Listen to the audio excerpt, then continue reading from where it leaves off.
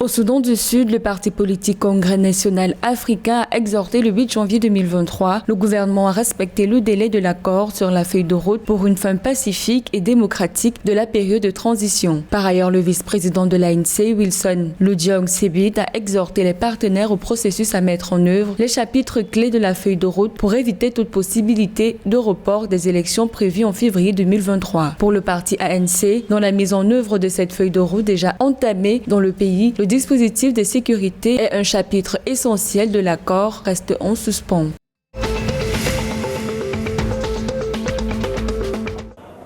En Somalie, le groupe terroriste Al-Shabaab et les autorités dèment la tenue des pourparlers de paix. Ce démenti est intervenu samedi 7 janvier 2023 après que le vice-ministre de la Défense et membre du Parlement a déclaré que le groupe militant avait demandé des pourparlers avec le gouvernement. Le conseiller à la sécurité nationale, Hussein Sheikh Ali, a quelque temps plus tard officiellement nié avoir reçu une demande du groupe militant. Selon le conseiller à la sécurité nationale, la position du gouvernement somalien sur Al-Shabaab n'a pas changé.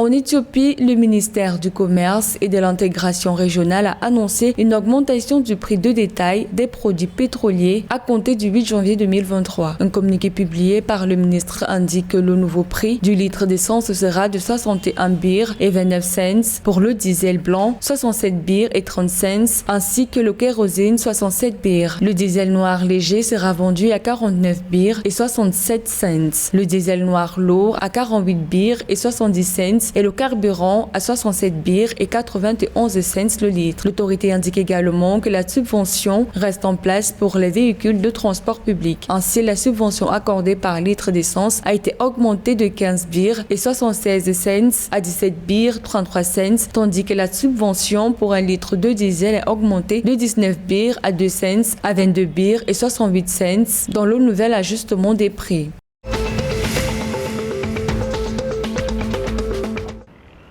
Le gouvernement offre 267 milliards pour la mise en œuvre de projets d'eau dans la région de Morogoro. Ce fonds est mis en place pour faciliter la réalisation de projets d'eau dans divers secteurs de la région. La commission régionale de Morogoro a de son côté indiqué qu'avec ce fonds, la région verra se matérialiser plusieurs projets d'implémentation d'eau. Selon le commissaire régional de Morogoro, ce fonds servira à améliorer le barrage dans les zones urbaines au Morogoro et à étendre un réseau d'eau afin de faire face aux pénuries d'eau dans la ville de Morogoro, qui est celle qui fait le plus face à un défi majeur d'absence d'eau. La ministre burundaise de la Santé publique et de la lutte contre le sida, Sylvie Nzeyimana, a déclaré dimanche 8 janvier 2023 une épidémie de choléra dans la capitale économique Bujumbura. Selon la ministre, 9 cas suspects de choléra ont été identifiés le 30 décembre 2022 dans le district sanitaire du nord de Bujumbura avec des symptômes de diarrhée et de vomissement, principalement dans le quartier Bukirazazi en zone Kinama. Le 31 décembre 2022, 2 autres cas suspects ont été identifiés dans le quartier de Mutakura, près de Bukirazazi. En raison de ces cas signalés, la ministre burundaise de la Santé publique et de la lutte contre le sida a indiqué que certaines mesures préventives ont déjà été prises, notamment la désinfection des ménages affectés, la sensibilisation de la communauté sur les risques de propagation de l'épidémie et les comportements à adopter.